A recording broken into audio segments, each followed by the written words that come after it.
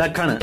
अॻूणे जज सिंध जे नाले वारे कानूनदान शाहिद हुसैन सूमरो, वज़ीर आज़म पाकिस्तान इमरान खान, गवर्नर सिंध इमरान इस्माइल, वज़ीर आला सिंध सैयद मुराद अली शाह ऐं औरतुनि जे तरक्की वारे वज़ीर शहला रज़ा खे मासूम निगरी अली शाह जे रिहाइश ऐं तालीम लाइ ख़त लिखियो आहे। ख़त में वज़ीर आज़म पाकिस्तान, गवर्नर सिंध, वज़ीर आला सिंध ऐं सिंध जे औरतुनि जे तरक्की वारे वज़ीर खां मुतालबो कयो वियो आहे त मासूम न्याणी अली शाह ऐं संदसि जे अमड़ खे तहफ़ुज़ फ़राहम कयो वञे ऐं अली शाह जे रिहाइश लाइ घर जो बंदोबस्तु कयो वञे ऐं मासूम न्याणी अली शाह जे तालीम लाइ पिणु सुठो इंतज़ाम कयो वञे